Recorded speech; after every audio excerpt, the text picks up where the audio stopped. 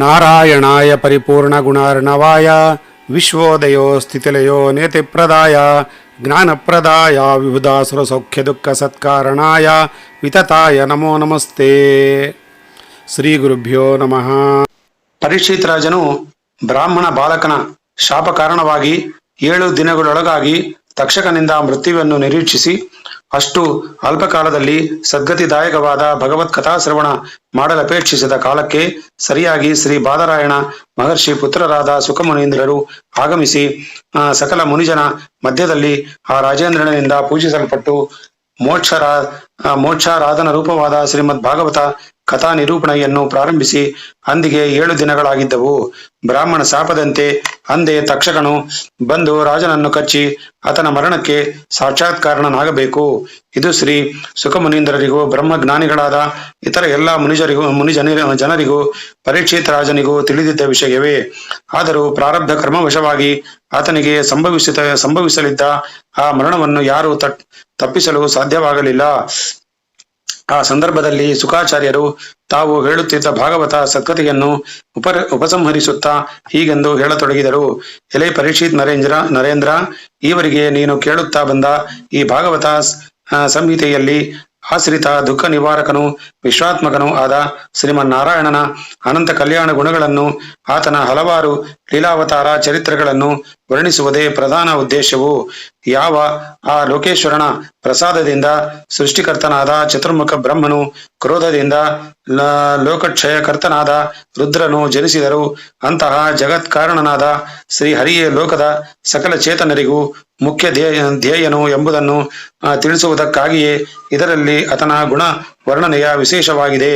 ರಾಜೇಂದ್ರ, ಋಷಿಕುಮಾರನ ಶಾಪದಿಂದ ಸರ್ಪದಷ್ಟನಾಗಿ ಮೃತನಾಗುವ ಕಾಲವು ನಿನಗೀಗ ಸಮೀಪಿಸಿದೆ. ಈ ಮರಣಕ್ಕಾಗಿ ನೀನು ಚಿಂತಿಸಲಾಗದು. ಮರಣಕ್ಕೆ ವಿಷಯವಾದುದು ಈ ದೇಹವೇ ಅಲ್ಲದೆ ನೀನಲ್ಲ. ಈ ದೇಹವು ನಾಶವಾದರೂ ನೀನು ಸಾಯತಕ್ಕವನಲ್ಲವೆಂದು ತಿಳಿದಿರುವೆಯಷ್ಟೇ. ಕಾಷ್ಟದಲ್ಲಿನ ಬೆಂಕಿಯು ಆ ಕಾಷ್ಟಕ್ಕಿಂತಲೂ ಭಿನ್ನವೆಂದು ತಿಳಿದಿರುವ ನೀನು ಈ ದೇಹಕ್ಕಿಂತಲೂ ನೀನು ಭಿನ್ನವಾಗಿರುವೆ ಎಂಬುದನ್ನು ಬಲ್ಲಿಯಷ್ಟೇ. ಆತ್ಮವು ದೇಹಕ್ಕಿಂತಲೂ ಭಿನ್ನವಾದದು. ಆತ್ಮಕ್ಕೆ ಜನನವಾಗಲಿ ಮರಣವಾಗಲಿ ಇಲ್ಲ.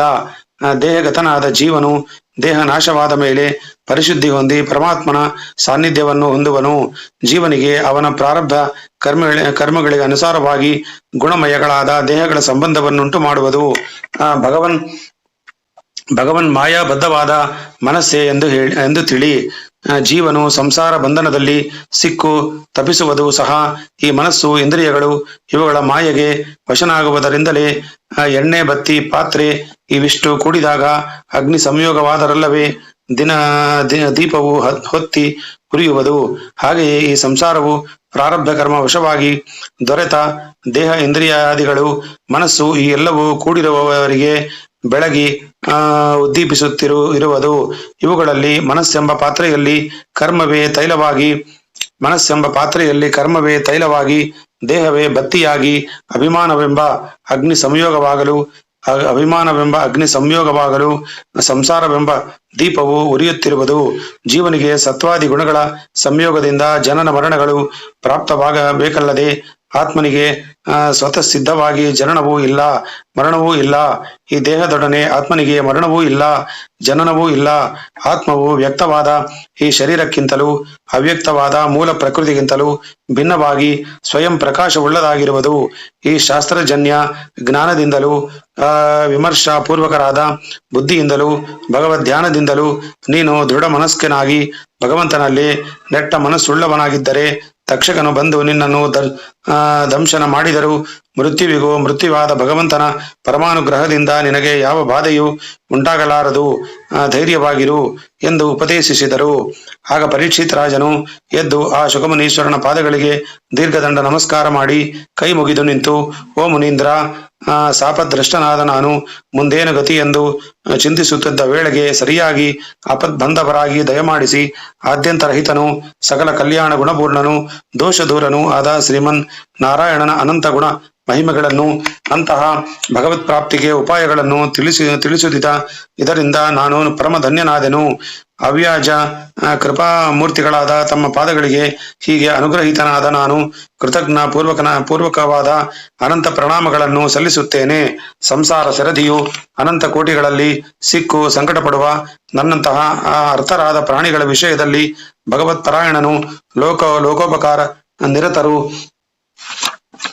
ದೀನಜನ ಬಾಂಧವರು ಆದ ತಮ್ಮಂತಹ ಮಹಾಮಹಿಮರಿಗೆ ಅವ್ಯಾಜ್ಯವಾಗಿ ಅನುಗ್ರಹ ಬುದ್ಧಿ ಹುಟ್ಟುವುದು ಸಹಜವೇ ಆಗಿದೆ. ತಮ್ಮ ಕೃಪಾ ವಿಶೇಷದಿಂದ ಭಗವದ್ ಗುಣವರ್ಣನ ರೂಪವಾದ ಶ್ರೀಮದ್ ಭಾಗವತ ಸಂಹಿತೆಯನ್ನು ಕೇಳಿ ನಾನಿಂದು ಕೃತಾರ್ಥನಾಗಿದ್ದೇನೆ. ಭಗವದ್ಗುಣ ವರ್ಣನೆ ಎಂಬ ದಿವ್ಯ ಕಥಾಮೃತ ಪಾನ ಮಾಡಿಸಿ ತಾವು ಶ್ರೀಹರಿಯ ದಿವ್ಯಾಚರಣಾಶ್ರಯವನ್ನು ನನಗೆ ದೊರಕಿಸಿಕೊಟ್ಟಿರುವಾಗ ನನಗೆ ಇನ್ನು ಮರಣ ಭಯವೆಂದರೇನು? ಆ ತಕ್ಷಕನಿಂದ ನನಗೆ ಮೃತ್ಯು ಉಂಟಾಗುವುದೆಂಬ ಭಯವು ಲೇಷ ಮಾತ್ರವೂ ಇಲ್ಲ. ಸಾಕ್ಷಾತ್ ಮೃತ್ಯುವೇ ಎದುರಾಗಿ ನಿಂತರೂ ನಾನಿಂದು ಭಯಪಡಲಾರೆನು. ಕೃಪಾಮೂರ್ತಿಯಾದ ಓ ಬ್ರಾಹ್ಮಣೋತ್ತಮರೇ, ಇನ್ನು ನನಗೆ ಅನುಜ್ಞೆಯಾದರೆ ನಿಮ್ಮ ಮಹೋಪದೇಶದಂತೆ ನಾನು ನನ್ನ ಮನೋವಾಕ್ಕಾಯಗಳೆಂಬ ತ್ರಿಕರಣಗಳು ಚಲಿಸಿ ಬೆರಡಿಗೆ ಹೋಗದಂತೆ ತಡೆದು ನನ್ನ ಹೃದಯಾಂತವರ್ತಿಯಾದ ಆ ಭಗವಂತನ ಪಾದಾರವಿಂದಗಳಲ್ಲೇ ನೆಲೆಗೊಳಿಸಿ ಪ್ರಾರಬ್ಧ ಕರ್ಮವಶವಾಗಿ ಸಂಭವಿಸಲಿರುವ ದೇಹಾವಸಾನವನ್ನು ನಿರೀಕ್ಷಿಸುತ್ತಿರುವೆನು. ಪರಮಾತ್ಮ ಜ್ಞಾನೋಪದೇಶ ಮಾಡಿ ಅಜ್ಞಾನವನ್ನು ನೀಗಿಸಿ ಭಗವತ್ ಪ್ರಾಪ್ತಿಗೆ ಸುಗಮವಾದ ಮಾರ್ಗವನ್ನು ತೋರಿಸಿಕೊಟ್ಟಿರುವಿರಿ. ಇನ್ನು ನಾನು ಏನನ್ನು ಬೇಡಲಿ? ಅಪೇಕ್ಷಿಸಬೇಕಾದುದಾದರೂ ಏನಿದೆ? ನನಗೆ ಇನ್ನೇನಾಗಬೇಕಾಗಿದೆ ಎಂದು ನುಡಿದನು. ಪರೀಕ್ಷಿತ್ ರಾಜನು ಸುಖ ಮಹರ್ಷಿಗಳನ್ನು ಕುರಿತು ಹೀಗೆ ಹೇಳಿದನೆಂದು ಸೂತ ಪೌರಾಣಿಕರು ಸೌನಕಾದಿ ಸುರುತೃಗಳನ್ನು ಕುರಿತು ಹೇಳಿ ತರುವಾಯ ಕೇಳಿ, ಮಹರ್ಷಿಗಳೇ, ಪರೀಕ್ಷಿತ್ ರಾಜನು ಹೀಗೆ ವಿಜ್ಞಾಪಿಸಿ ಪುನಃ ಸಾಷ್ಟಾಂಗ ದಂಡವತ್ ಪ್ರಣಾಮ ಮಾಡಿ ವಿಶೇಷ ರೀತಿಯಿಂದ ಅರ್ಘ್ಯಪಾದ್ಯಾದಿ ಷೋಡಶೋಪಚಾರ ಪೂರ್ವಕ ಅವರನ್ನು ಸತ್ಕರಿಸಿದನು. ಅಲ್ಲದೆ ಕಥಾ ಶ್ರವಣಕ್ಕಾಗಿ ನೆರೆದಿದ್ದ ಅಶೇಷ ಮುನಿ ಸಮುದಾಯಕ್ಕೂ ಉಚಿತ ರೀತಿಯಲ್ಲಿ ಸತ್ಕಾರ ಮಾಡಿದನು. ಹಾಗೆ ಸತ್ಕೃತರಾದ ಆ ಮುನಿಗಳೆಲ್ಲ ಪರಮ ಸಂತೋಷಭರಿತರಾಗಿ ಸುಖ ಮಹರ್ಷಿಗಳ ಒಡನೆಯೂ ಬಾದರಾಯಣನೊಡನೆಯೂ ಅಲ್ಲಿಂದ ಹೊರಟು ನಡೆದರು. ಆಮೇಲೆ ಪರೀಕ್ಷಿತ್ ರಾಜನು ಧ್ಯಾನ ಯೋಗವನ್ನು ಅವಲಂಬಿಸಿ ಕುಳಿತನು. ಪರಮಾತ್ಮ ಧ್ಯಾನದಲ್ಲಿ ನಿರತನಾಗಿ ತನ್ನ ದೇಹೇಂದ್ರಿಯ ವ್ಯಾಪಾರಗಳನ್ನೆಲ್ಲ ಮರೆತು ಮರದ ತುಂಡಿನಂತೆ ನಿಶ್ಚೇಷ್ಟಿತನಾಗಿ ಕುಳಿತು ಹೃದಯ ಕಮಲದಲ್ಲಿ ಸುಖಮುನೀಂದ್ರರಿಂದ ಉಪದೇಶಿಸಲ್ಪಟ್ಟಂತೆ ಶ್ರೀಮನ್ನಾರಾಯಣನ್ನು ಸ್ಥಾಪಿಸಿ ಅದನ ಪದ ಪದ್ಮಗಳಲ್ಲೇ ನೆಟ್ಟು ಮನಸ್ಸನ್ನು ಉಳ್ಳವನಾಗಿ ಧ್ಯಾನಮಗ್ನನಾದನು. ವಿಷಯ ಸಂಘವು ತೊರೆದು ಹೋಯಿತು. ದೇಹಾತ್ಮ ಭ್ರಮೆಯು ಬಿಟ್ಟು ಹೋಯಿತು. ಪವಿತ್ರವಾದ ಗಂಗಾ ತೀರದಲ್ಲಿ ವಾಸಿದ ದರ್ಭಾಸನದ ಮೇಲೆ ಉತ್ತರಾಭಿಮುಖನಾಗಿ ಕುಳಿತು ಮಹರ್ಷಿಗಳ ದಿವ್ಯ ಉಪದೇಶದಿಂದ ಆಸನ ಸಿದ್ಧಿಯನ್ನು ಹೊಂದಿದ್ದ ಪರೀಕ್ಷಿತ್ ರಾಜನಿಗೆ ಸ್ವಲ್ಪ ವೇಳೆಯಲ್ಲೇ ಧ್ಯಾನ ಯೋಗವು ಒಲಿದು ಸಮಾಧಿ ಸ್ಥಿತಿ ಉಂಟಾಯಿತು. ಅಸಂಪ್ರಜ್ಞಾತ ಸಮಾಧಿ ಮಗ್ನನಾದ ರಾಜೇಂದ್ರನು ಶೀಘ್ರ ಕಾಲದಲ್ಲಿ ಬ್ರಹ್ಮ ಸಾರೂಪ್ಯವನ್ನು ಎಂದರೆ ಮುಕ್ತಾವಸ್ಥೆಯನ್ನು ಹೊಂದಿದನು. ಸುಖ ಬ್ರಹ್ಮರ್ಷಿಗಳಿಂದಲೇ ಸಾಕ್ಷಾತ್ತಾಗಿ ಭಗವತ್ ಕಥಾ ಶ್ರವಣ ಮಾಡಿದ ಆ ರಾಜೇಂದ್ರನು ಮುಕ್ತನಾದನೆಂದರೆ ಅದರಲ್ಲಿ ಅತಿಶಯವೇನು? ಓ ಸೌನಕಾದಿಗಳೇ, ಈ ಸಂದರ್ಭದಲ್ಲಿ ನಡೆದ ಇನ್ನೊಂದು ಸ್ವಾರಸ್ಯಕರ ವಿಚಾರವನ್ನು ಕೇಳಿ. ಆ ದಿನ ಪ್ರಾತಃ ಕಾಲದಲ್ಲಿ ಋಷಿಪುತ್ರನಾದ ಶೃಂಗಿಯು ಶಾಪವಾಣಿಯಿಂದ ಪ್ರೇರಿತನಾದ ತಕ್ಷಕನು ಪರೀಕ್ಷಿತ್ ರಾಜನನ್ನು ಕಚ್ಚಿ ಕೊಲ್ಲಬೇಕೆಂದು ಬರುತ್ತಿದ್ದನು. ಆಗ ದಾರಿಯಲ್ಲಿ ಕಶ್ಯಪನೆಂಬೊಬ್ಬ ಬ್ರಾಹ್ಮಣನನ್ನು ಸಂಧಿಸಿ ಕುಶಲ ಪ್ರಶ್ನೆ ಮಾಡಿ ಸ್ವಾಭಾವಿಕವಾಗಿ ಎಲ್ಲಿಗೆ ಪ್ರಯಾಣವೆಂದು ಪ್ರಶ್ನಿಸಿದನು. ಆತನು ದಾರಿದ್ರ್ಯ ಪೀಡಿತನಾದ ತಾನು ಆ ದಿನ ತಕ್ಷಕನಿಂದ ಕಚ್ಚಲ್ಪಟ್ಟು ಸಾಯಲಿರುವ ಪರೀಕ್ಷಿತ್ ರಾಜನನ್ನು ತನ್ನ ವಿಷವೈದ್ಯ ಚಿಕಿತ್ಸೆಯಿಂದ ಬದುಕಿಸಿ ವಿಶೇಷ ಧನಾರ್ಜನೆ ಮಾಡುವ ಉದ್ದೇಶದಿಂದ ರಾಜನಿರುವ ಗಂಗಾ ತೀರಕ್ಕೆ ಹೋಗುತ್ತಿದ್ದೇನೆಂದು ಹೇಳಿದನು. ಆಗ ಅವರಿಗೂ ಬ್ರಾಹ್ಮಣ ವೇಷದಿಂದ ಇದ್ದ ತಕ್ಷಕನು, ಅಯ್ಯೋ ಬ್ರಾಹ್ಮಣ, ತಕ್ಷಕನ ವಿಷವೆಂದರೆ ಸಾಮಾನ್ಯವಲ್ಲ, ಅದರಿಂದ ದಷ್ಟನಾದ ಪ್ರಾಣಿ ಬದುಕುವುದೊಂದರೇನು ಎನ್ನಲು ಆ ಬ್ರಾಹ್ಮಣನು ಎಂತಹ ವಿಷವಾದರೇನು? ತನ್ನ ಚಿಕಿತ್ಸೆಯಿಂದ ವಿಷಪ್ರಯೋಗದಿಂದ ಸುಟ್ಟು ಬೂದಿಯಾದ ಪ್ರಾಣಿಯನ್ನು ಪುನಃ ಉಜ್ಜೀವನಗೊಳಿಸಿ ಪೂರ್ವಸ್ಥಿತಿಗೆ ತರಲು ತನಗೆ ಸಾಮರ್ಥ್ಯ ಉಂಟು ಎಂದು ನುಡಿದನು. ಆಗ ತಕ್ಷಕನು, ನಾನು ಇಲ್ಲೇ ಇರುವ ಈ ವಟವೃಕ್ಷವನ್ನು ಕಚ್ಚಿ ನನ್ನ ವಿಷದಿಂದ ಭಸ್ಮರಾಶಿಯನ್ನಾಗಿ ಮಾಡುತ್ತೇನೆ. ಅದನ್ನು ನಿನ್ನ ಮಂತ್ರಶಕ್ತಿಯಿಂದ ಮೊದಲಿನಂತೆಯೇ ಬದುಕಿಸುವುದು ನೋಡೋಣ ಎಂದು ನುಡಿದು ಬ್ರಾಹ್ಮಣ ರೂಪವನ್ನು ನೀಗಿ ತನ್ನ ಘೋರ ಸರ್ಪಾಕೃತಿಯನ್ನು ಧರಿಸಿ ಪುಸುಗುಟ್ಟುತ್ತಾ ಆ ಮರದ ಸಮೀಪಕ್ಕೆ ನಡೆದು ತನ್ನ ಕೋರೆ ದಾಡಿಗಳಿಂದ ಆ ವೃಕ್ಷವನ್ನು ಕಚ್ಚಿ ವಿಷವನ್ನು ಸುರಿಯಲು ಸ್ವಲ್ಪ ವೇಳೆಯಲ್ಲಿ ಆ ವಿಷಾಗ್ನಿಗೆ ತುತ್ತಾದ ಆ ಮರವು ಸಿಡಿಲು ಬಡಿದು ಭಸ್ಮವಾದಂತೆ ಭಸ್ಮರಾಶಿಯಾಗಿ ಕುಪ್ಪೆ ಬಿದ್ದಿತು. ವಿಸ್ತಾರವಾದ ಕೊಂಬೆ, ರೆಂಬೆ, ಎಲೆ, ಚಿಗುರು ಕಾಯಿಗಳಿಂದ ನೂರಾರು ಪಶುಗಳಿಗೆ ನೆರಳಿತ್ತು ಆಶ್ರಯ ಕೊಡುವಂತಹ ದೊಡ್ಡದೊಂದು ವೃಕ್ಷವು ಕ್ಷಣ ಮಾತ್ರದಲ್ಲಿ ಭಸ್ಮವಾಯಿತೆಂದರೆ ಆ ವಿಷಜ್ವಾಲೆಯು ಎಂತಹ ಭಯಂಕರವಾದಿರಬೇಕು. ಒಡನೆ ತಕ್ಷಕನು ಪುನಃ ಬ್ರಾಹ್ಮಣ ರೂಪದಿಂದ ಕಂಡುಬಂದು, ಎಲೆ ಬ್ರಾಹ್ಮಣ, ನನ್ನ ವಿಷಜ್ವಾಲೆಯಿಂದ ಭಸ್ಮವಾಗಿರುವ ಈ ವೃಕ್ಷವನ್ನು ಪುನಃ ಬದುಕಿಸು, ನಿನ್ನ ಸಾಮರ್ಥ್ಯವನ್ನು ನೋಡೋಣ ಎಂದನು. ಆಗಲ ಕಶ್ಯಪ ಬ್ರಾಹ್ಮಣನು ಶುದ್ಧಾಚಮನೆ ಮಾಡಿ ಆ ಮರದ ಬೂದಿಯ ರಾಶಿಯನ್ನೆಲ್ಲ ಒಂದೆಡೆ ಸೇರಿಸಿ ಮಂತ್ರ ಪಠನೆ ಮಾಡಿ ಮಂತ್ರೋದಕವನ್ನು ಪ್ರೋಕ್ಷಿಸಲು ಕ್ರಮವಾಗಿ ಅಂಕುರವಾಗಿ ಗಿಡವಾಗಿ ಮರವಾಗಿ ಹಿಂದಿನಂತೆಯೇ ಕೊಂಬೆ, ರೆಂಬೆ, ಎಲೆ, ಚಿಗುರು ಸಮೇತವಾದ ಸಮಗ್ರ ವೃಕ್ಷವು ಕಂಗೊಳಿಸಿತು. ಆಗ ಆ ಬ್ರಾಹ್ಮಣನ ಮಂತ್ರಶಕ್ತಿಗೆ ತಲೆದೂಗಿ ಪರಮಾಶ್ಚರ್ಯಪಟ್ಟು, ಅಯ್ಯ ಬ್ರಾಹ್ಮಣೋತ್ತಮ, ನಿನಗಿರುವ ಮಂತ್ರಶಕ್ತಿಯು ಅದ್ಭುತವಾದದು. ನಾನು ಆ ರಾಜನನ್ನು ಕಚ್ಚಿ ಕೊಂದರೂ ಬದುಕಿಸುವ ಸಾಮರ್ಥ್ಯವು ನಿನಗುಂಟೆ ಎಂಬುದು ಸ್ಪಷ್ಟವಾಯಿತು. ಆದರೆ ರಾಜನು ಇಂದು ಅವನ ಪ್ರಾರಬ್ಧ ಕರ್ಮಾನುಸಾರ ಮುನಿಕುಮಾರನ ಶಾಪ ಕಾರಣವಾಗಿ ನನ್ನಿಂದ ಮೃತನಾಗಿ ಸಾಯಬೇಕೆಂಬ ವಿಧಿ ಇದೆ. ಆದುದರಿಂದ ನೀನು ರಾಜನಿಂದ ಅಪೇಕ್ಷಿಸುವ ದ್ರವ್ಯ ಲಾಭಕ್ಕೆ ದ್ವಿಗುಣಿತ ಸುವರ್ಣವನ್ನು ನಾನೇ ಕೊಡುತ್ತೇನೆ, ತೆಗೆದುಕೊಂಡು ಹೋಗು ಎಂದು ನುಡಿದು ಅಪಾರ ಧನ ನಿಧಿಯನ್ನಿತ್ತು ಆ ಮಂತ್ರಜ್ಞ ಬ್ರಾಹ್ಮಣನನ್ನು ಹಿಂದಿರುಗಿಸಿ ಕಳುಹಿಸಿಬಿಟ್ಟನು.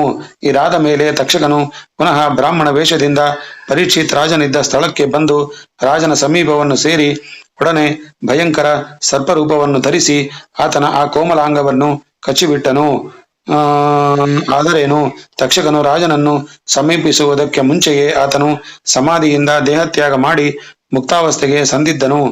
ನಿರ್ಜೀವವಾದ ಆ ರಾಜನ ದೇಹವು ಎಲ್ಲರೂ ನೋಡುತ್ತಿರುವಂತೆಯೇ ಆ ವಿಷಾಗ್ನಿಯಿಂದ ಬೆಂದು ಭಸ್ಮೀಭೂತವಾಯಿತು.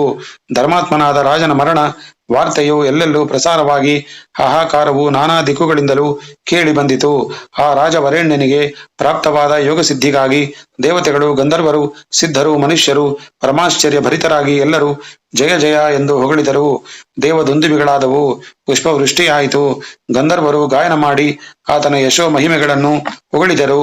ಪರೀಕ್ಷಿತ್ ರಾಜನ ಮಗನಾದ ಜನಮೇಜಯ ರಾಜನು ತನ್ನ ತಂದೆಯ ದುಃಖಕರ ಮರಣ ವಾರ್ತೆಯನ್ನು ಕೇಳಿ ಬಹು ಶೋಕಪಟ್ಟು ತನ್ನ 3 ಮಂದಿ ತಮ್ಮಂದಿರೊಡಗೂಡಿ ಆತನಿಗೆ ವಿದ್ಯುಕ್ತವಾಗಿ ನಡೆಯಬೇಕಾದ ಊರ್ಧ್ವ ದೈಹಿಕ ಕರ್ಮಗಳನ್ನೆಲ್ಲ ಸಾಂಗವಾಗಿ ನಡೆಸಿದನು. ಆ ಸಮಾರಂಭಕ್ಕೆ ನೆರೆದಿದ್ದ ಸಹಸ್ರಾರು ಮಂದಿ ಬ್ರಾಹ್ಮಣರಲ್ಲಿ ತಕ್ಷಕನು ರಾಜನನ್ನು ಕಚ್ಚಿ ಕೊಲ್ಲುವುದಕ್ಕೆ ಮುಂಚೆ ಮಂತ್ರವ್ಯಾಧಿ ಕಶ್ಯಪ ಬ್ರಾಹ್ಮಣನನ್ನು ಸಂಧಿಸಿ ಆತನಿಗೆ ವಿಶೇಷ ಧನವನ್ನಿತ್ತು ಹಿಂದಿರುಗಿಸಿದ್ದ ವಿಚಾರವು ಪ್ರಸ್ತಾಪಿಸಲ್ಪಟ್ಟು ಅದು ಕ್ರಮವಾಗಿ ರಾಜ ಜನಮೇಜಯನ ಕಿವಿಯವರೆಗೂ ಹೋಯಿತು. ಆಗ ಆತನು ಋಷಿ ಶಾಪಬದ್ಧನಾಗಿ ಕಚ್ಚುವುದು ತಕ್ಷಕನ ಕೆಲಸವಾಗಿತ್ತಲ್ಲದೆ, ಕಚ್ಚಿದ್ದರೂ ಬದುಕುವಂತೆ ಸರ್ವ ಪ್ರಯತ್ನದಿಂದಲೂ ನಿವಾರಿಸುವುದು ಆ ದುಷ್ಟ ಸರ್ಪಜಾತಿಯ ದುರಂಕೃತ್ಯವಾದ್ದರಿಂದ ಆ ಸರ್ಪಜಾತಿಯೇ ನಿರ್ಮೂಲವಾಗುವಂತೆ ಮಾಡಬೇಕು ಎಂದು ನಿರ್ಧರಿಸಿ ಸರ್ಪಯಾಗವನ್ನು ಮಾಡುವ ಸಂಕಲ್ಪ ಮಾಡಿದನು. ಒಡನೆ ಆ ಯಾಗ ದೀಕ್ಷೆಯನ್ನು ವಹಿಸಿ ಮಂತ್ರಸಿದ್ಧರಾದ ಅನೇಕ ಮಂದಿ ಬ್ರಾಹ್ಮಣರನ್ನು ಸೇರಿಸಿ ಸರ್ಪಯಾಗವನ್ನು ಪ್ರಾರಂಭಿಸಿಯೇ ಬಿಟ್ಟನು.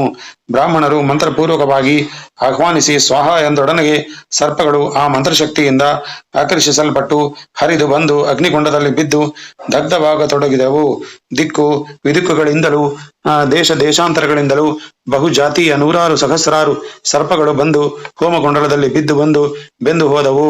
ಈ ವಿಚಾರ ತಿಳಿದು ತಕ್ಷಕನು ಭಯದಿಂದ ತತ್ತರಿಸಿ ಓಡಿ ಹೋಗಿ ಪ್ರಾಣ ಭಯದಿಂದ ಇಂದ್ರನಿಗೆ ಮೊರೆ ಹೊಕ್ಕೆನು. ಇತ್ತಲ ಜನಮೇಜಯರಾಜನು ಎಷ್ಟು ಹೊತ್ತಾದರೂ ದ್ರೋಹಿಯಾದ ತಕ್ಷಕನೇ ಬರೆದಿದ್ದುದಕ್ಕಾಗಿ ಕೋಪಿಸಿ ಕಾರಣವೇನೆಂದು ಕೇಳಲು ಜ್ಞಾನ ದೃಷ್ಟಿಯಿಂದ ನೋಡಿದ ಬ್ರಾಹ್ಮಣರು ಅವನು ಇಂದ್ರನಿಗೆ ಶರಣು ಬಿದ್ದಿದ್ದಾನೆಂದು ತಿಳಿಸಿದರು. ಆಗ ರಾಜನು ಅವನನ್ನು ಬಿಟ್ಟು ಕಳುಹದಿದ್ದರೆ ಇಂದ್ರ ಸಹಿತ ತಕ್ಷಕನನ್ನು ಹೋಮಕುಂಡಕ್ಕೆ ಆಹ್ವಾನಿಸಿ ಎಂದು ಸಲಹೆ ಮಾಡಿದನು. ಒಡನೆ ಬ್ರಾಹ್ಮಣರು ಸಹೇಂದ್ರಾಯ ತಕ್ಷಕಾಯ ಸ್ವಾಹ ಎಂದು ಮಂತ್ರೋಚ್ಚಾರ ಮಾಡಿ ಆಕರ್ಷಣೆ ಮಾಡಿದರು. ತಕ್ಷಕ ಸಹಿತನಾಗಿದ್ದ ಇಂದ್ರನ ವಿಮಾನವು ಕದಲಿ ಬರತೊಡಗಿತು. ತಕ್ಷಕನಿಗೆ ಪ್ರಾಣವಾಯುವೆ ಹಾರಿ ಹೋದಂತಾಯಿತು. ಇಂದ್ರನು ಸಹ ದಿಗಿಲುಗೊಂಡು ಆಪತ್ತಿನಿಂದ ತಪ್ಪಿಸುವಂತೆ ದೇವಗುರು ಬೃಹಸ್ಪತ್ಯಾಚಾರ್ಯನು ಪ್ರಾರ್ಥಿಸಿದನು. ಆಗ ಆ ಆಚಾರ್ಯರು ಜನಮೇಜಯನ ಯಾಗಶಾಲಕ್ಕೆ ಬಂದು, ಎಲೈ ರಾಜೇಂದ್ರ, ತಕ್ಷಕನು ನಿನ್ನಿಂದ ವದಾರ್ಹನಲ್ಲ. ಅಲ್ಲದೆ ಅವನು ಅಮೃತಪಾನ ಮಾಡಿರುವುದರಿಂದ ಜರಾಮರಣ ರಹಿತನಾಗಿರುವನು. ನಿಮ್ಮ ತಂದೆಯನ್ನು ಕೊಂದನೆಂಬುದಕ್ಕಾಗಿ ಅವನ ಮೇಲೆ ಈ ಬಗೆಯ ಛಲ ಬೇಡ. ಪ್ರಾಣಿಗಳಿಗೆ ಜನನ ಮರಣ, ಸ್ವರ್ಗ ನರಕಾದಿಗಳಿಗೆ ಅವರವರ ಪ್ರಾರಬ್ಧ ಕರ್ಮವೇ ಕಾರಣವಲ್ಲದೆ ಬೇರೊಬ್ಬರು ಕಾರಣವಾಗಲಾರರು. ಅಲ್ಲದೆ ಇದಕ್ಕೆ ಮುನಿಕುಮಾರನ ಶಾಪವು ಅದಕ್ಕೂ ಮೊದಲು ನಿನ್ನ ತಂದೆಯ ಮನಸ್ಸಿನಲ್ಲಿ ಆ ಮೃತ ಸರ್ಪವನ್ನು ಧ್ಯಾನಸ್ಥನಾಗಿದ್ದ ಮುನಿಯ ಕೊರಳಿನಲ್ಲಿ ಹಾಕಬೇಕೆಂದು ಹುಟ್ಟಿದ ಯೋಚನೆಯು ಕಾರಣಗಳಾಗಿರುವವು. ಇವೆಲ್ಲಕ್ಕೂ ಮೂಲ ಕಾರಣವು ಭಗವನ್ ಮಾಯೆಯೇ ಎಂದು ನಂಬು. ಇದೇನು ಪರಮಾತ್ಮ ಪ್ರಾಪ್ತಿಗಾಗಿ ಕೈಗೊಂಡ ಸಾತ್ವಿಕ ಯಾಗವಲ್ಲ. ಈಗ ನೀನು ಕೈಗೊಂಡು ನಡೆಸುತ್ತಿರುವುದು ಒಂದು ಅಭಿಚಾರಕ ಕೃತ್ಯ, ಎಂದರೆ ಶೂನ್ಯ ಅಥವಾ ಮಾಟ. ಇದರಿಂದ ಸಹಸ್ರಾರು ನಿರಪರಾಧಿ ಸರ್ಪಗಳ ವಧೆಯಾಯಿತು. ಇನ್ನು ಇದನ್ನು ನಿಲ್ಲಿಸು ಎಂದು ಹೇಳಿದರು. ದೇವಗುರುವಿನ ಆ ಸಲಹೆಯನ್ನು ಮಾನ್ಯ ಮಾಡಿ ಜನಮೇಜಯರಾಜನು ಆ ಸರ್ಪಯಾಗವನ್ನು ಅಲ್ಲಿಗೆ ಸಮಾಪ್ತಿ ಮಾಡಿದನು. ಸೌನಕಾದಿ ಮಹರ್ಷಿಗಳೇ, ಬ್ರಹ್ಮ ಪ್ರಾಪ್ತಿಯಲ್ಲಿ ಉದ್ದೇಶವುಳ್ಳವರು ದೇಹಾಭಿಮಾನವನ್ನು ತೊರೆದು ಇತರರು ತಮಗೆ ಅವಮಾನ ಮಾಡಿದರೂ ಪರುಷ ವಾಕ್ಯಗಳನ್ನು ನುಡಿದು ಸಾಧಿಸಿದರೂ ಸಹಿಸಿಕೊಳ್ಳಬೇಕು. ಯಾರನ್ನು ಅವಮಾನಪಡಿಸಬಾರದು, ಹಿಂಸಿಸಬಾರದು, ಮತ್ತೊಬ್ಬರಲ್ಲಿ ವೈರವನ್ನು ಬೆಳೆಸಬಾರದು. ಯಾವ ಮಹಾತ್ಮರ ಪಾದಾರವಿಂದ ಸ್ಮರಣೆಯಿಂದಲೇ ನಾನು ಪುನೀತನಾಗಿ ಈ ಭಾಗವತ ಸಂಹಿತೆಯನ್ನು ಬಲ್ಲವನಾದನು, ಅಂತಹ ಭಗವಂತನಾದ ವೇದವ್ಯಾಸ ಮಹರ್ಷಿಗಳಿಗೆ ಬಾರಿ ಬಾರಿಗೂ ವಂದಿಸುವೆನು ಎಂದು ನುಡಿದರು. ವ್ಯಾಸ ಮಹರ್ಷಿ ಪ್ರಣೀತ ಭಾಗವತವನ್ನು ಸುಖಾಚಾರ್ಯರು ಪರೀಕ್ಷಿತ ರಾಜನಿಗೆ ಪೂರ್ಣವಾಗಿ ಶ್ರವಣ ಮಾಡಿಸಿದ ಮೇಲೆ ಸೂತ ಸೌನಕಾದಿಗಳ ಸಂಭಾಷಣೆ ಪುನಃ ಮುಂದುವರಿಯಿತು. ಸೌನಕ ಮುನಿಯು ಸೂತ ಪುರಾಣಿಕರನ್ನು ಕುರಿತು, ಸುತಾಚಾರ್ಯರೇ, ಶ್ರೀ ವ್ಯಾಸ ಮುನಿಗಳ ಶಿಷ್ಯರಾದ ಫೈಲ ಮುನಿಯೇ ಮೊದಲಾದವರು ಮಹಾನುಭಾವರೆಂದು ವೇದಾಚಾರ ನಿರತರೆಂದು ಕೇಳಿದ್ದೇವೆ. ಅವರು ಅಖಂಡವಾಗಿದ್ದ ವೇದಗಳನ್ನು ವಿಭಾಗಿಸಿ ಲೋಕದಲ್ಲಿ ಪ್ರಚಾರಗೊಳಿಸಿದರೆಂಬುದು ಪ್ರಸಿದ್ಧವಾಗಿದೆ. ಅವರು ವೇದ ವಿಭಾಗ ಮಾಡಿದ ಕ್ರಮವೆಂತು ಎಂಬುದನ್ನು ತಿಳಿಸಬೇಕು ಎಂದು ನುಡಿದರು. ಆಗ ಸೂತರು, ಕೇಳು ಮಹರ್ಷಿಗಳೇ, ಚತುರ್ಮುಖ ಬ್ರಹ್ಮದೇವನು ಪರಮ ಪುರುಷನ ನಾಭಿ ಕಮಲದಿಂದ ಉದ್ಭವಿಸಿ ಆ ಭಗವಂತನಲ್ಲಿಯೇ ನೆಟ್ಟ ಮನಸ್ಸುಳ್ಳವನಾಗಿ ಧ್ಯಾನಮಗ್ನನಾಗಿದ್ದಾಗ ಆತನ ಹೃದಯಾಕಾಶದಿಂದ ಘ್ರಾಣ ಘೋಷವು ಸಣ್ಣ ನಾದ ರೂಪದಲ್ಲಿ ಹೊರಟಿತು. ಕಿವಿಯನ್ನು ಮುಚ್ಚಿಕೊಂಡು ಗಮನಿಸಿದರೆ ಈ ನಾದವು ಕೇಳಿ ಬರುವುದು. ಯೋಗಿಗಳು ಈ ನಾದವನ್ನು ಉಪಾಸನ ಮಾಡಿಯೇ ಶರೀರ ಸಂಬಂಧದಿಂದ ಉತ್ಪನ್ನವಾದ ಕರ್ಮದೋಷವನ್ನು ಕಳೆದು ಜ್ಞಾನೋದಯವನ್ನು ಪಡೆದು ಮೋಕ್ಷ ಸುಖವನ್ನು ಗಳಿಸುವರು. ಚತುರ್ಮುಖ ಬ್ರಹ್ಮನ ಶರೀರದಿಂದ ಹೊರಟ ಈ ಪ್ರಾಣಘೋಷವೇ ಆಕಾರ, ಉಕಾರ, ಮಕಾರ ಎಂಬಿ 3 ಅವಯವಗಳಿಂದ ಕೂಡಿದ ಓಂಕಾರವಾಗಿ ವ್ಯಕ್ತವಾಯಿತು. ಈ ಓಂಕಾರವು ಸ್ವಯಂ ಪ್ರಕಾಶಿತವಾದ ಮಂತ್ರ ರಾಜವನ್ನೆನಿಸಿಕೊಂಡಿದೆ. ಯೋಗಸಿದ್ಧಿ ಇಲ್ಲದವರು ಇದರ ಉತ್ಪತ್ತಿಯನ್ನು ತಿಳಿಯಲು ಶಕ್ತರಾಗಲಾರರು. ಪರಬ್ರಹ್ಮನೆನಿಸಿದ ಪರಮಾತ್ಮನಿಗೆ ಈ ಓಂಕಾರವೇ ವಾಚವಾಗಿರುವುದು. ಕಿವಿಗಳನ್ನು ಬಿಗಿಯಾಗಿ ಮುಚ್ಚಿಕೊಂಡು ತನ್ನ ಹೃದಯದಿಂದ ಹೊರಡುವ ಪ್ರಣವ ರೂಪವಾದ ಆ ದಿವ್ಯ ಶಬ್ದವನ್ನು ಕೇಳಿ ತಿಳಿಯಬಲ್ಲವನು ಪರಮಾತ್ಮನೊಬ್ಬನೇ. ಸಾಮಾನ್ಯ ಜೀವರಿಗೆ ಅವರ ಜ್ಞಾನವು ಇಂದ್ರಿಯಾಧೀನವಾಗಿರುವುದರಿಂದ ಈ ಶಕ್ತಿಯು ಬರಲಾರದು. ಲೌಕಿಕದಲ್ಲಿ ಉಪಯೋಗದಲ್ಲಿರುವ ಶಬ್ದರಾಶಿ ಎಲ್ಲವೂ ಈ ಪ್ರಣವದಿಂದಲೇ ವ್ಯಕ್ತವಾಗಿರುವುದು. ಇದಕ್ಕೆ ಹೃದಯಾಕಾಶವೇ ಉತ್ಪತ್ತಿ ಸ್ಥಾನವು. ಸಮಸ್ತ ವೇದೋಪನಿಷತ್ತುಗಳಿಗೂ ಮಂತ್ರಗಳಿಗೂ ಇದೇ ಬೀಜರೂಪವಾದುದು. ಓಂಕಾರದಿಂದ ವ್ಯಕ್ತವಾಗುವ ಆಕಾರದಿಂದ ಅನನ್ಯಾರ್ಹ ಶೇಷತ್ವವು, ಉಕಾರದಿಂದ ಅನನ್ಯ ಶರಣತ್ವವು, ಮಕಾರದಿಂದ ಅನನ್ಯ ಭೋಗತ್ವವು ವ್ಯಕ್ತವಾಗುವವು.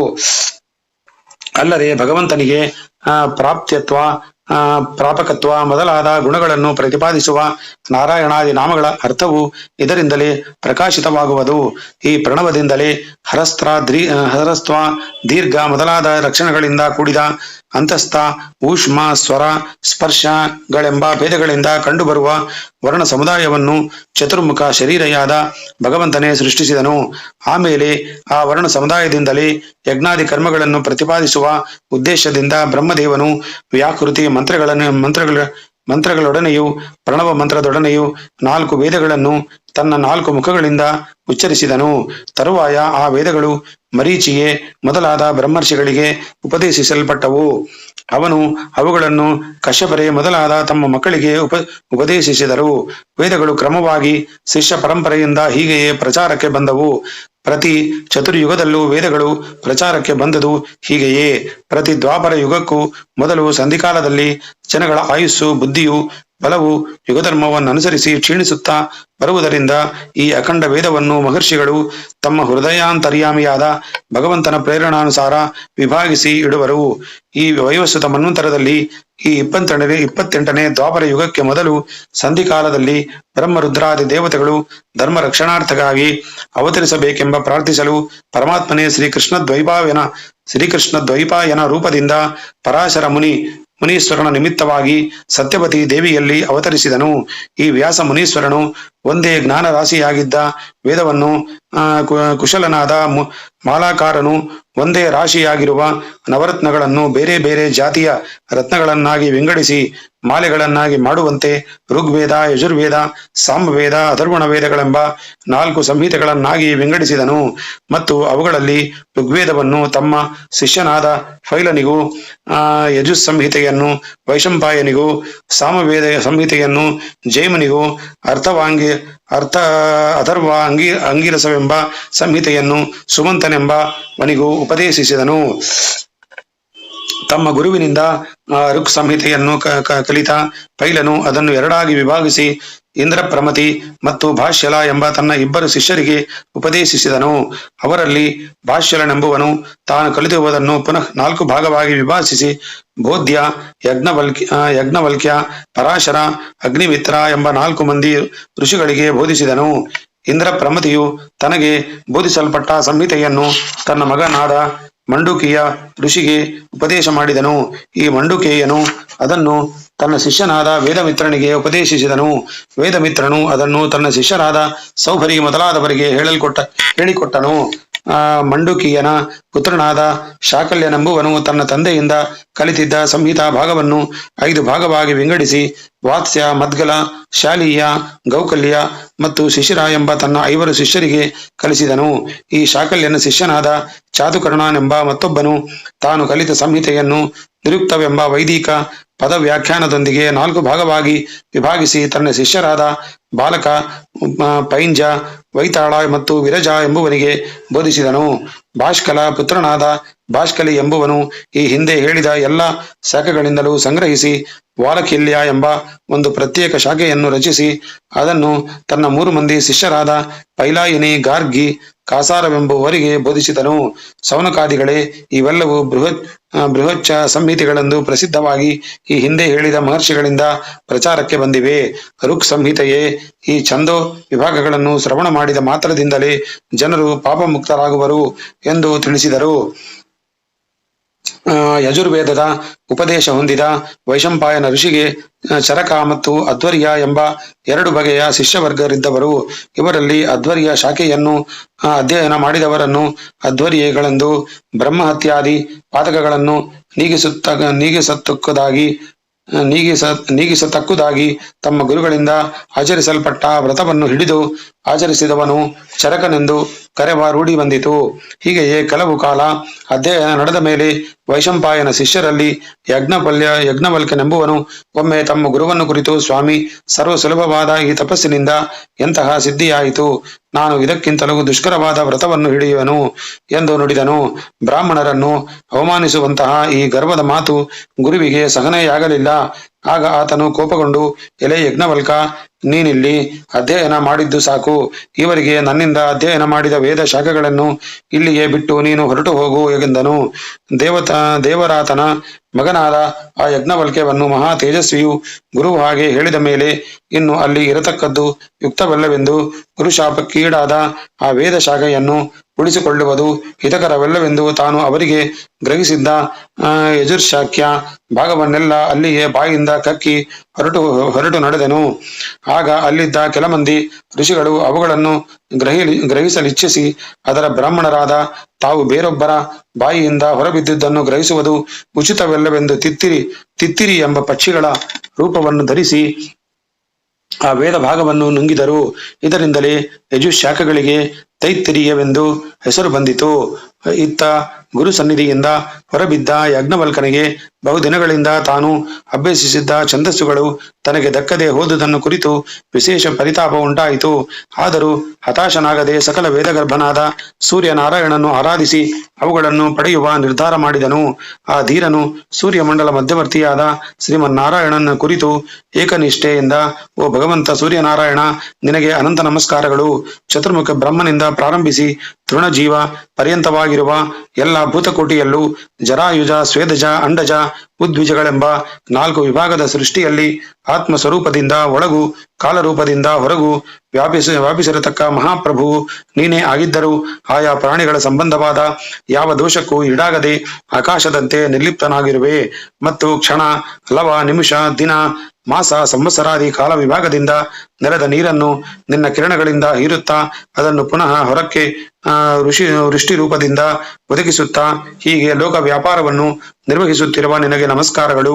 ಎಲೆ ದೇವೋತ್ತಮ, ಪ್ರತಿದಿನ ಸಂಧ್ಯಾ ಸಾಯಂಕಾಲಗಳಲ್ಲೂ ವೈದಿಕ ವಿಧಾನದಿಂದ ನಿನ್ನನ್ನು ಉಪಾಸನೆ ಮಾಡತಕ್ಕವರ ಸಮಸ್ತ ದುಃಖಗಳನ್ನು, ಪಾಪಗಳಿಗೆ ಬೀಜಭೂತವಾದ ಅಜ್ಞಾನವನ್ನು ದಹಿಸುತ್ತಾ ಅಗಾಧ ತೇಜೋಮೂರ್ತಿಯಾಗಿ ಜ್ವಲಿಸುವ ನಿನ್ನ ಮಂಡಲವನ್ನು ದೃಢ ಚಿತ್ತದಿಂದ ಧ್ಯಾನಿಸುವೆವು. ಸ್ಥಾವರ ಜಂಗಮಾತ್ಮಕವಾದ ಸಮಸ್ತ ಭೂತ ಜಾಲಗಳ ಮನಸ್ಸು, ಇಂದ್ರಿಯಗಳು, ಪ್ರಾಣಗಳು ಮಾತ್ರವಲ್ಲ, ಅವುಗಳ ಜೀವಾತ್ಮರಿಗೂ ಆಧಾರಭೂತನಾಗಿ ಅವೆಲ್ಲಕ್ಕೂ ಅಂತರ್ಯಾಮಿಯಾಗಿಯೂ ಪ್ರೇರಿಸತಕ್ಕ ನಿನಗೆ ವಂದಿಸುತ್ತೇನೆ.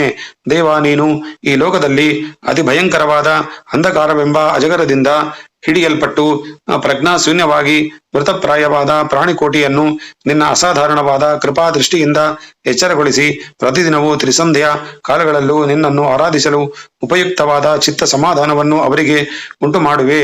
ನೀನು ದೇಹಾಧಿಪವೆನಿಸಿ ಊರ್ಧ್ವ ಲೋಕದಲ್ಲಿ ಇರುವನಾದರೂ ಪ್ರಜಾಧಿಪತಿಯಂತೆ ದುಷ್ಟ ಜಂತುಗಳಿಗೆ ಭಯಪ್ರದನೂ ಆಗಿ ದಿಕ್ಪಾಲಕರೆಲ್ಲರೂ ಅಂಜಲಿ ಬದ್ಧರಾಗಿ ನಿನ್ನನ್ನು ಉಪಾಸನೆ ಮಾಡುತ್ತಿರಲು ಕೃಪಾ ದೃಷ್ಟಿಪೂರ್ವಕ ಅವರ ಪೂಜೆಗಳನ್ನು ಸ್ವೀಕರಿಸುತ್ತಾ ಸಂಚರಿಸುತ್ತಿರುವ ನಿನ್ನ ಪಾದಗಳಿಗೆ ನಮಸ್ಕರಿಸುವೇನು. ತ್ರೈಲೋಕ್ಯ ಗುರುಗಳೆನ್ನಿಸಿದ ಬ್ರಹ್ಮಾದಿಗಳಿಂದಲೂ ಅಭಿವಂದಿತವಾದ ನಿನ್ನ ಪಾದಾರವಿಂದಗಳನ್ನು ಧ್ಯಾನಿಸುವೆನು. ಈ ಹಿಂದೆ ನಾನು ಅಧ್ಯಯನ ಮಾಡಿದ ಯಜುರ್ವೇದವು ಸಾರರಹಿತವಾಗಿದೆ. ಮೊದಲಿನಂತೆಯೇ ನನಗೆ ಸ್ವಾಧೀನವಾಗುವಂತೆ ಅನುಗ್ರಹ ಮಾಡು ಎಂದು ಪ್ರಾರ್ಥಿಸುತ್ತಾ ಸೂರ್ಯಪ್ರಸ್ಥಾನ ಮಾಡಿದನು. ಆಗ ಆದಿತ್ಯ ರೂಪಿಯಾದ ಭಗವಂತನು ಆ ಸ್ತೋತ್ರರಿಂದ ಪ್ರಸನ್ನನಾಗಿ ಅಶ್ವರೂಪದಿಂದ ಬಂದು ಆ ಯಜ್ಞವಲ್ಕ ಮುನಿಗೆ ಯಜು ಸಂಹಿತೆಯನ್ನು ಅದರ ಸಾರವು ನಷ್ಟವಾಗದಂತೆಯೇ ಅನುಗ್ರಹಿಸಿಕೊಟ್ಟನು. ಹೀಗೆ ಭಗವಂತನಾದ ಸೂರ್ಯನಾರಾಯಣನಿಂದ ಅಪೂರ್ವ ರೀತಿಯಲ್ಲಿ ಅನುಗ್ರಹಿತನಾದ ಆ ಯಜ್ಞವಲ್ಕ್ಯ ಮುನಿಯು ಅಪರಿಮಿತವಾದ ಆ ಯಜಸ್ಸುಗಳಿಂದ 15 ಶಾಖೆಗಳನ್ನು ವಿಂಗಡಿಸಿ ಆ ಶಾಖೆಗಳನ್ನು ಕಾಣ್ವರು, ಮಾಧ್ಯಂದಿನರು ಎಂದು ಹೆಸರುಗೊಂಡ ತನ್ನ ಶಿಷ್ಯವರ್ಗದ ಮಹರ್ಷಿಗಳಿಗೆ ಅಧ್ಯಯನ ಮಾಡಿಸಿದನು. ಶ್ರೀಕೃಷ್ಣಾರ್ಪಣ.